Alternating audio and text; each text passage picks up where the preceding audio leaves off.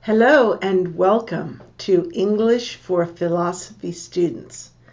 Today is our 24th lesson in our study of Jordan Peterson's book, 12 Rules for Life. And I believe this is our 11th lesson about rule number 4.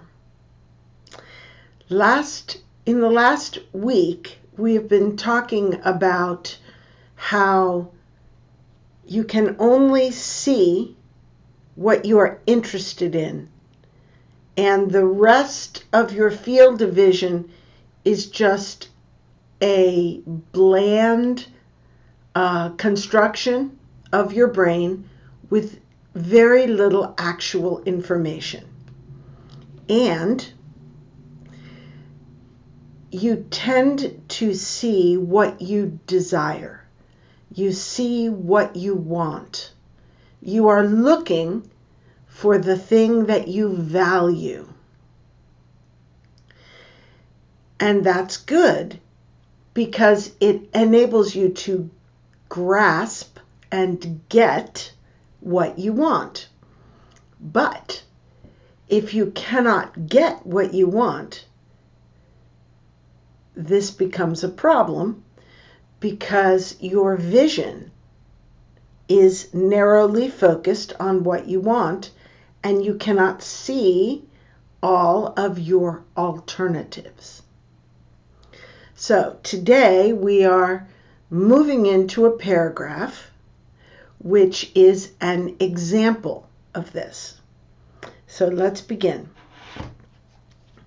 Imagine that you are thinking enviously, quote, I should have my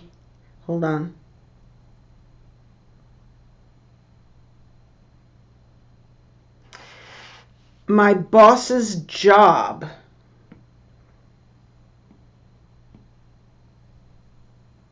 My boss's job.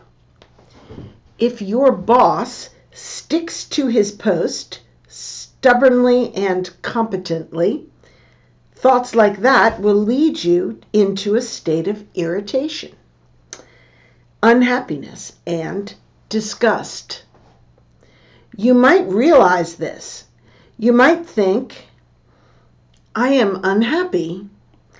However, I could be cured of this unhappiness if I could just fulfill my ambition. But then you might think further, wait, you think, maybe I'm not unhappy because I don't have my boss's job. Maybe I'm unhappy because I can't stop wanting that job. That doesn't mean you can just simply and magically tell yourself to stop wanting that job and then listen and transform. You won't. Can't, in fact, just change yourself that easily. You have to dig deeper. You must change what you are after more profoundly. So let's go back to the beginning. It says, imagine that you're thinking enviously, I should have my boss's job. Okay, so you want your boss's job. So you want to be promoted. If your boss sticks to his post is his job. Sticks to means keeps it. He keeps his job. He does not leave. If he sticks to his post stubbornly and competently. Stubbornly, he won't do what you want. Competently, he is good at his job. Thoughts like that, thoughts like I want my boss's job, will lead you into a state of irritation, unhappiness, and disgust. You'll be disgusted. You might realize this. You think to yourself, I am unhappy. However, I could be cured of this unhappiness if I could just fulfill my ambition. So you realize that it is your desire which makes you unhappy, but it is desire unfulfilled. You think, if desire is fulfilled, I will be happy. But then you might think further. Wait, maybe I'm not unhappy because I don't have my boss's job. Maybe I'm unhappy because I can't stop wanting his job. So now we are going deeper. We are saying the desire is the problem. If I could change my desire, then I would change my outcome. That doesn't mean you can just simply and magically tell yourself to stop wanting that job. Okay, so the word just and simply are emphasizing that the answer to this problem is not simple. Not just do this, just, and then a simple solution. No, it is not simple. It does not mean you can just simply and magically tell yourself to stop wanting the job and then listen and transform. In English, we often use the verb listen to mean obey. Especially when we're speaking to children, we say, you must listen to me, but really we mean you must obey. So here, this really means obey. So you cannot expect that you can just tell yourself to stop wanting the job and you will obey. You won't. Can't, in fact. So won't means will not. As in, it will not happen. In the future, this is not going to happen. Can't means you cannot. It is outside of your power to do so. It is impossible for you to do it. You cannot choose to do it, in fact. So you won't, can't, in fact, just, again, here we have the trivializing where in a simple way, change yourself easily. That easily. How easily? As easily as just telling yourself, stop wanting that job, or making a decision to stop wanting that job. You can't change yourself that easily. You have to dig deeper. Dig deeper is a phrase often used in psychology, psychological work, where if the doctor asks you a question and you give an easy answer off the top of your head, he says you need to dig deeper, meaning you need to do more work personally in your introspection to go deep into yourself to discover what you really feel. You have to dig deeper. You must change what you are after. That means what you are pursuing, what you want. You must change what you are after more profoundly. So you must change it profoundly. You must make a profound change of what you are pursuing, what you are seeking. Let me get my next color.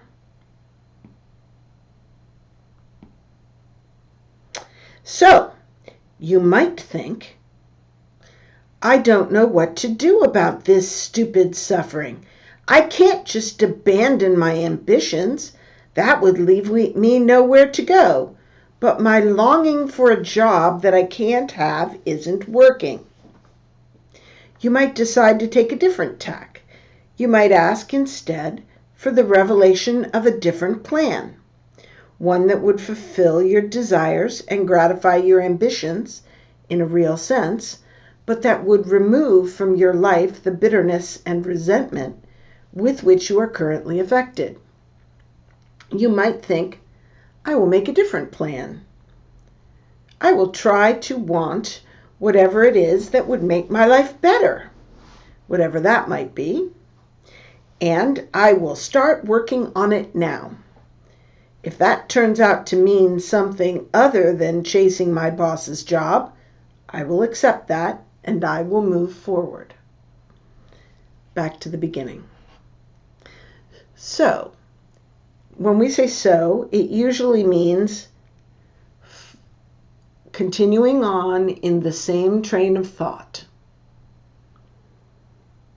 So, you might think, okay, now, you must get in the habit of looking for these quotation marks so you know how much is a quotation.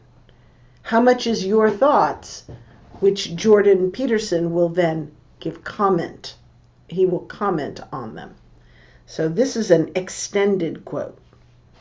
You might think, I don't know what to do about this stupid suffering. What stupid suffering?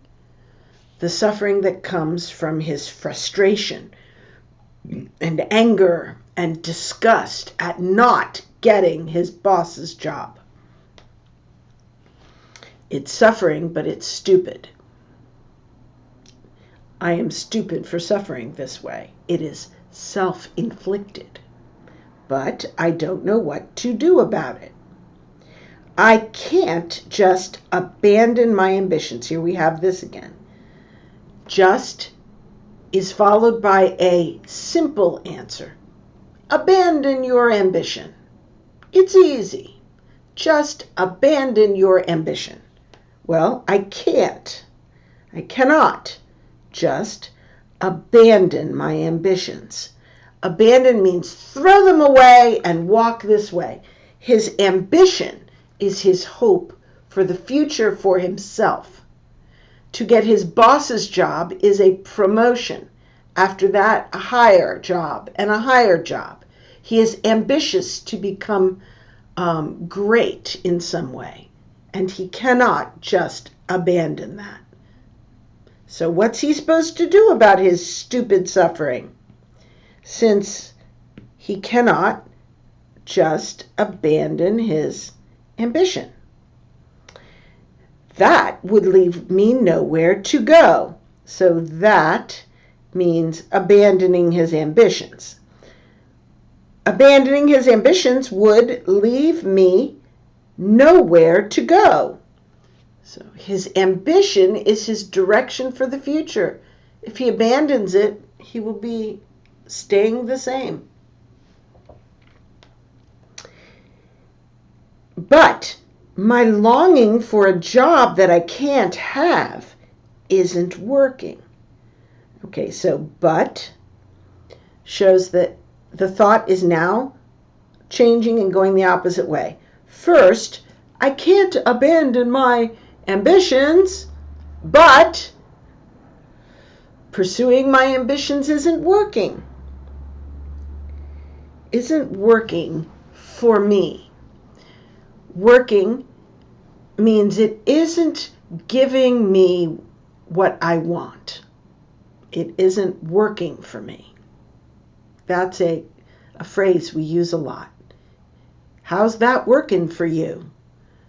Meaning, if you have a strategy and someone is asking, they'll say, how's that working for you?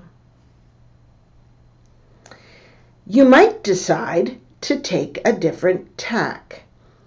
Tack comes from the world of sailing and sailboats. Sailboats go this way and that way and this way and that way, and it's called tacking to the wind. And so if you're going this way and then you go this way, that's making a change of direction. So take a different tack means try something new. You might decide to take a different tack. You might ask Instead, so you say, instead of what?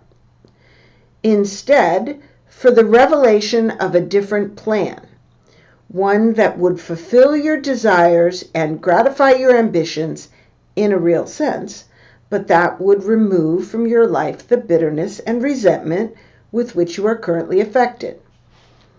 Okay? So he's saying, you might ask, I think he's thinking like to God, ask God for this, or ask it of the universe. And the instead is instead of this whole paradigm here, where he is saying, I need my ambitions in order to be fulfilled. Well, take a different tack. Ask the world, ask God, and seek a new ambition that will fulfill you but won't embitter you. So look for the revelation of a different plan. We need revelation because he is currently blind.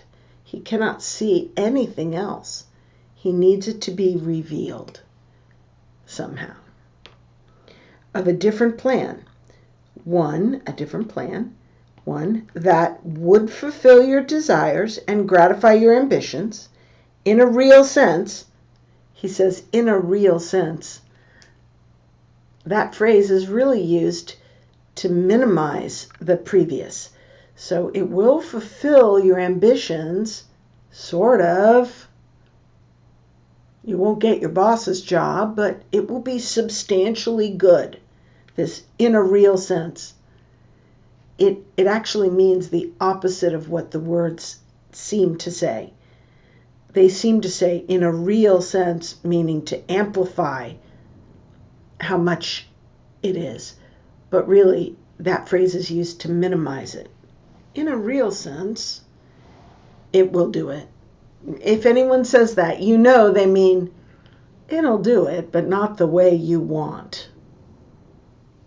Okay? So, it would fulfill your desires and gratify your ambitions in a real sense, like sort of, but that would remove from your life the bitterness and resentment with which you are currently affected. This is kind of an interesting construction. It enables you to put, actually, I'd have to think about the grammar of it, but you are currently affected with bitterness. And this new plan will remove that bitterness from you. The bitterness that you are affected with right now.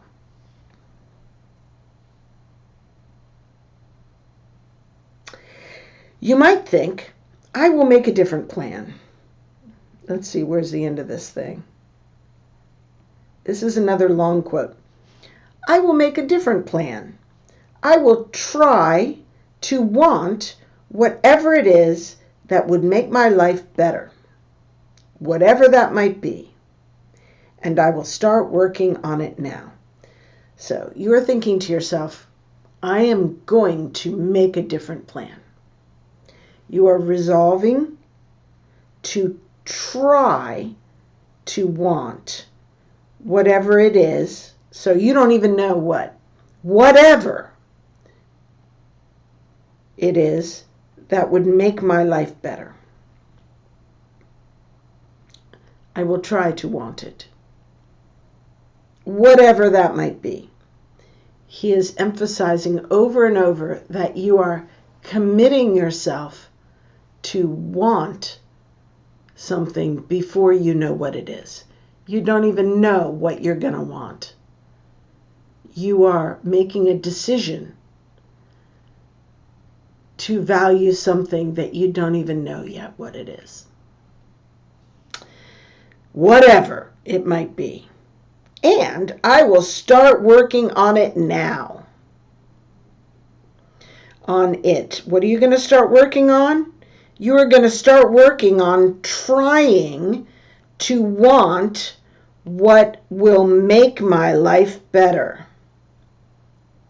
So for me, I would have to try to want to go to the gym and to become more active, because theoretically that will make my life better.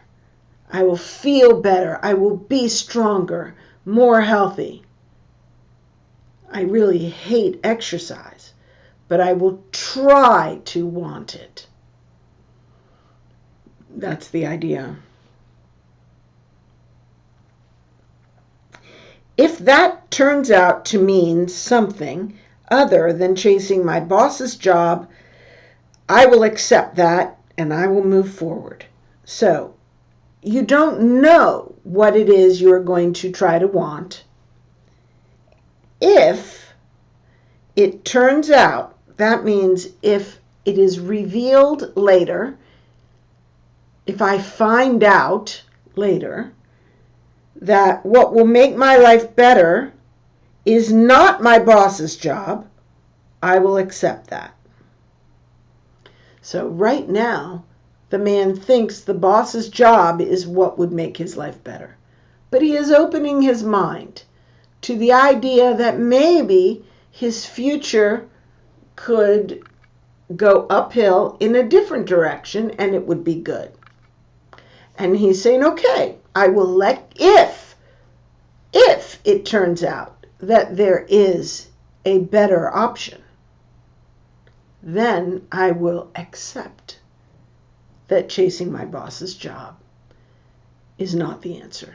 So he is not giving up the desire for the boss's job yet.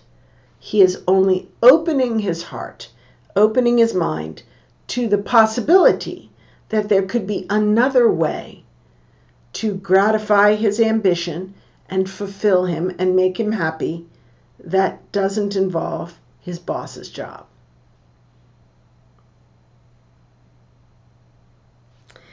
Now, let's get another color.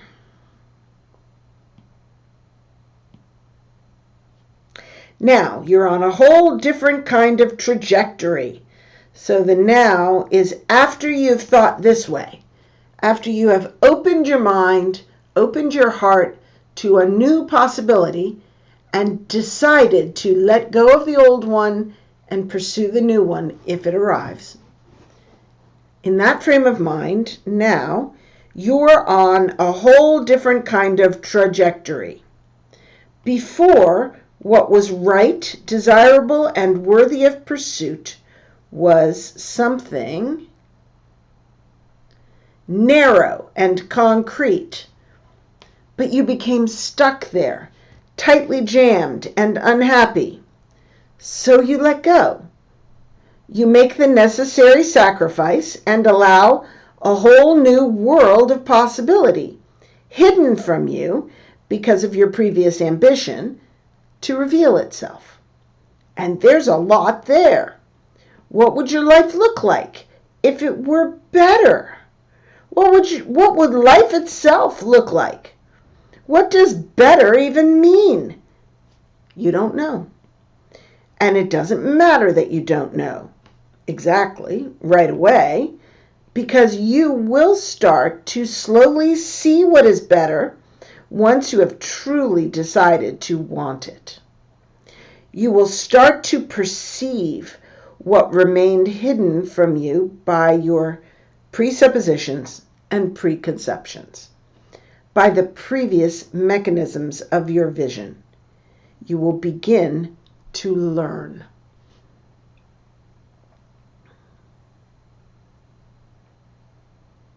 Now you're on a whole different kind of trajectory. Not just a different trajectory, but a different kind of trajectory.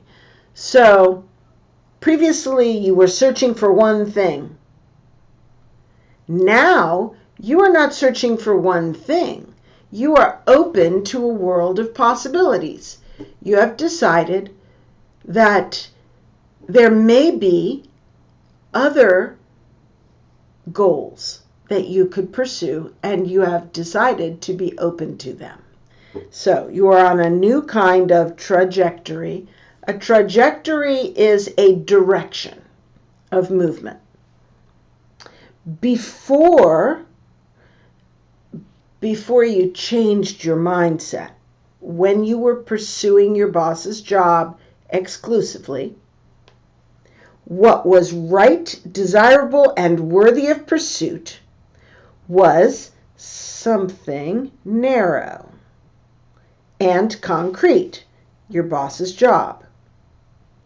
But something different, you became stuck there, tightly jammed and unhappy.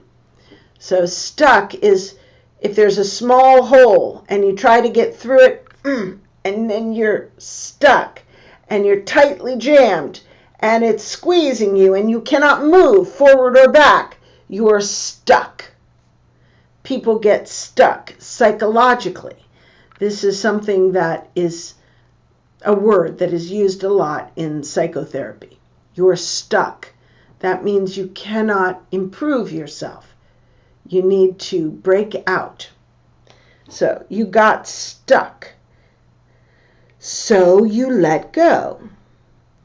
Now, in fact, you didn't completely let go. You just opened your mind and said, I will let go. I will accept it. If my boss's job isn't the right way, I will accept it. So that's letting go. You make the necessary sacrifice and allow a whole new world of possibility. So the sacrifice is saying, boss's job, boss's job, boss's job. That's what I want, which makes you blind. You sacrifice boss's job. Okay, I accept it. I will not have it. And that opens you to a world of possibilities, not just one alternative, but a whole spectrum.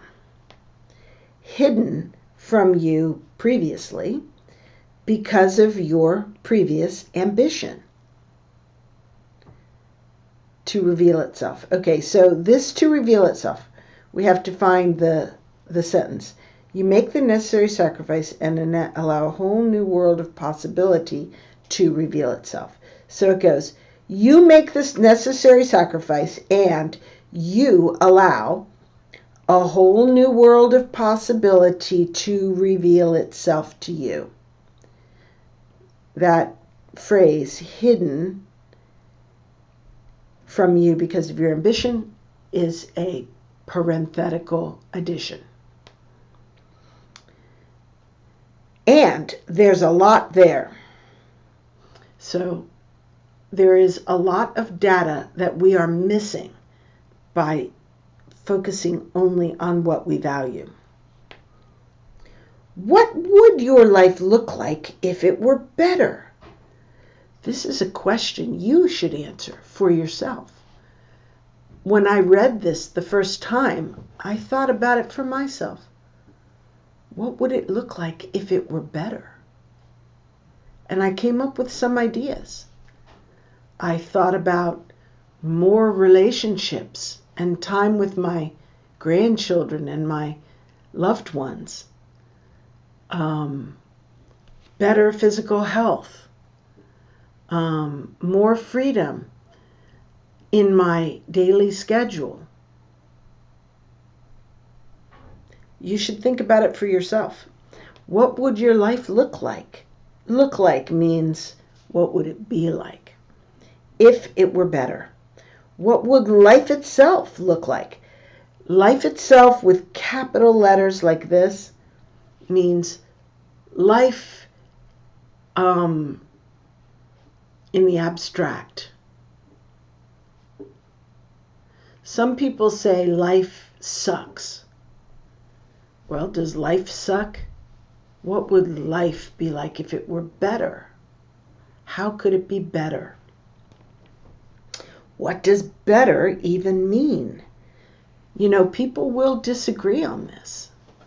You should think about it for yourself. What do you think better means? You don't know. So now he is bringing it back to your life. What would your life look like if it were better? You don't know, because you haven't thought about it and you don't know what is really better for you. You may think, I need to get rich, but getting rich might make your life worse. Many rich people are very unhappy. So we don't know what would be really better, or at least many people don't know. And it doesn't matter that you don't know exactly right away. It doesn't matter that you don't know exactly right away.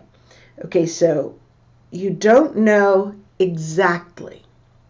So it doesn't matter that you do not have a specific, exact, and correct idea. And it doesn't matter that you don't have this right away, meaning immediately. In other words, you do know what would be better generally, but you don't know exactly, and you don't know immediately without thought and trial and error and experience. So, and it doesn't matter that you don't know exactly right away, because you will start to slowly see what is better once you have truly decided to want it. All right, so it doesn't matter, because the reason it doesn't matter that you don't know what's better is because you will know. You will know soon. When? Once you have truly decided to want it. Like right now, I don't truly desire to go to the gym and exercise. I don't truly see that this is going to be good. I think, oh, it will be bad. I will hate it. It will be terrible. And I don't really see that my life will be better. But if I decide to truly want it, then I will begin to see how good it is. I believe that. You will start to perceive what remained hidden from you by your presuppositions and preconceptions, by the previous mechanisms of your vision. You will begin to learn. Okay, so you will start to perceive, so you'll begin to see clearly, the things that were hidden by your presuppositions and preconceptions. I have the presupposition and preconception that exercise is horrible. So the good of it is hidden from me. But if I were to truly desire to change, I would begin to learn. And it wouldn't matter that I don't know right now. I just have to decide to do it. Let's have another color. How about blue? This will work. This will only work, however, if you genuinely want your life to improve. You can't fool your implicit perceptual structures. Not even a bit. They aim where you point them. To retool, to take stock, to aim somewhere better, you have to think it through, bottom to top. You have to scour your psyche. You have to clean the damn thing up. And you must be cautious, because making your life better means adopting a lot of responsibility. And that takes more effort and care than living stupidly in pain and remaining arrogant, deceitful, and resentful. This convicts me because I don't truly want to change. I want to stay arrogant, deceitful, and resentful. This is terrible. Okay, so this will only work. What? The change, the growth will only work, however. This however is here because over here, he said, you will begin to learn. You will begin to see. It doesn't matter that you don't understand now. You will understand as soon as you desire it. However, it won't work unless you genuinely want your life to improve. The truth is, I am pretty satisfied with my life. I think it's pretty good. So that's why I don't want to start to exercise and make a change. So this will only work, however, if you genuinely want, hold on.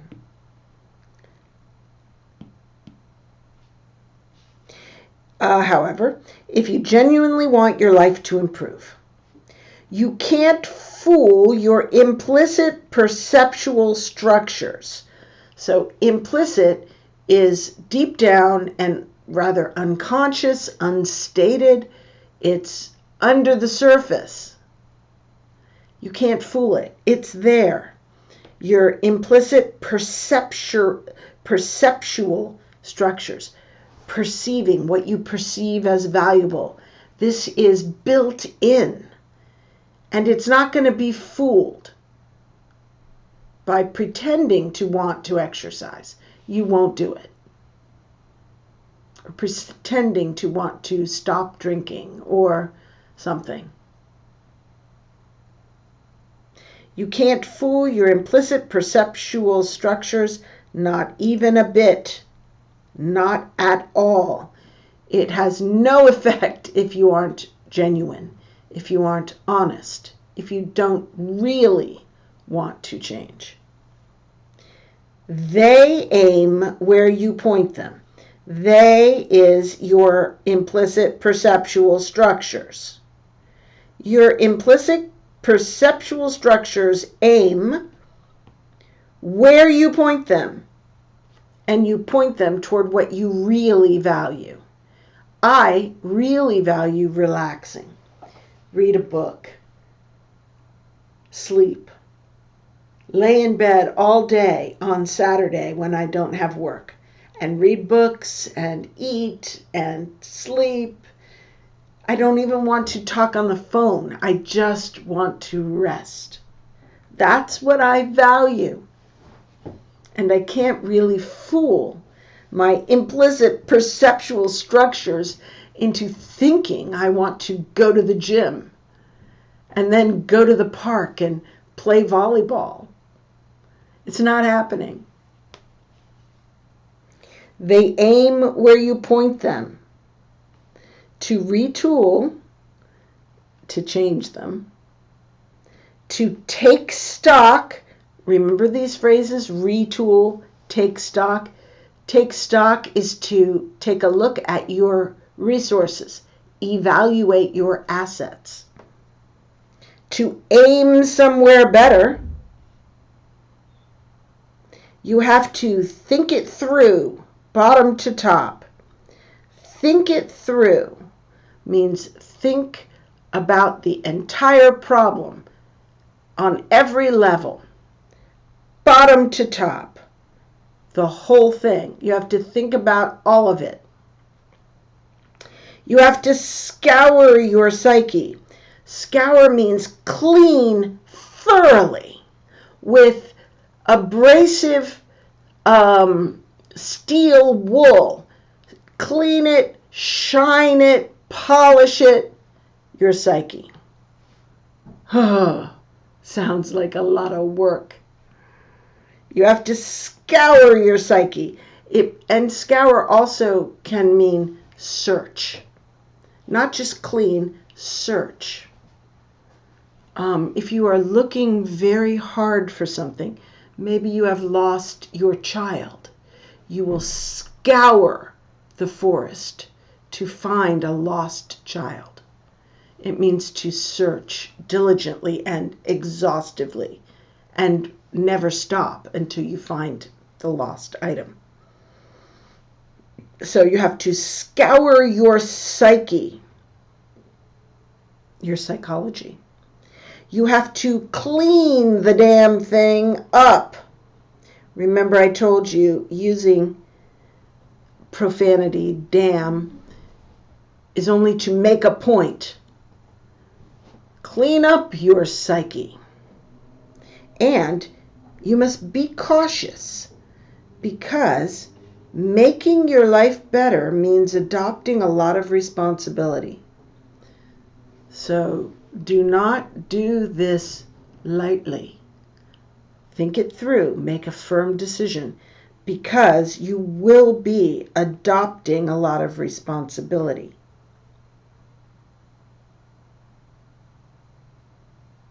And that takes more effort and care than living stupidly in pain and remaining arrogant, deceitful, and resentful. So be cautious not to take on more than you are prepared to carry.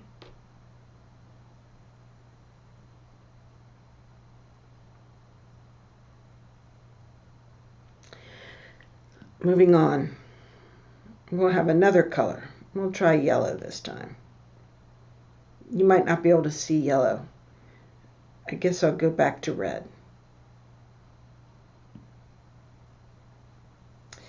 What if it was the case that the world revealed whatever goodness it contains in precise proportion to your desire for the best?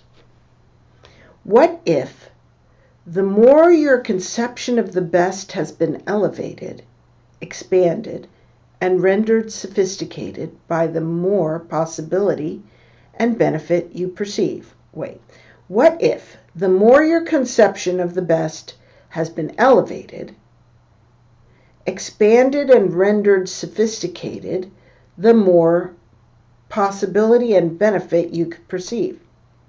This doesn't mean that you can have what you want merely by wishing it, or that everything is interpretation, or that there is no reality. The world is still there with its structures and limits. As you move along with it, it cooperates or objects, but you can dance with it if your aim is to dance.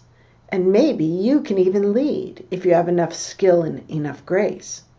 This is not theology. It's not mysticism. It's empirical knowledge. There is nothing magical here, or nothing more than the already present magic of consciousness. We only see what we aim at. The rest of the world, and that's most of it, is hidden.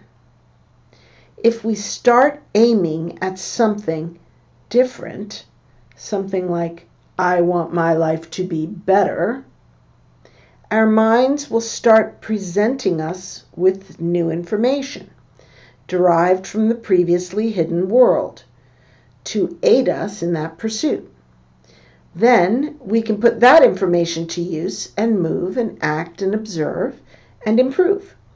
And after doing so, after improving, we might pursue something different or higher. Something like, I want whatever might be better than just my life being better. And then we enter a more elevated and a more complete reality. Let's go back. I had trouble understanding what he meant in this paragraph, by the way. What if it was the case that the world revealed whatever goodness it contains in precise proportion to your desire for the best. Okay, so what if your desire for the best was the scale and the world revealed according to your desire for the best? In that case, as your desire becomes more sophisticated, the world would reveal more and more. What if the more your conception of the best has been elevated, expanded, and rendered sophisticated,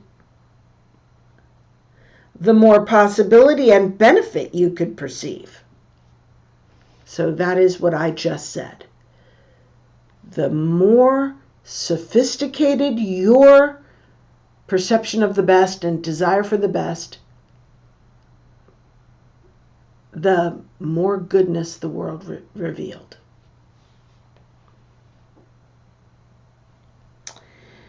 This doesn't mean that you can have what you want merely by wishing it.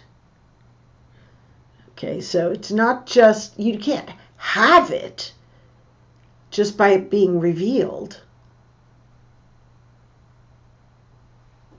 Or that everything is interpretation, or that there is no reality. So why would we think that? His statement is, the world reveals more beauty as you are capable of desiring more beauty. You may get the idea that you can have whatever you want just by wishing for it. But I understand that being able to imagine something better doesn't mean you have it yet. You have to work toward it. And as you work toward it, your understanding of what is better is retooled and refined and enhanced and made better. And at the same time, your aims continue to get higher and higher. So it is not that it is not that everything is interpretation. You are actually perceiving something that is real.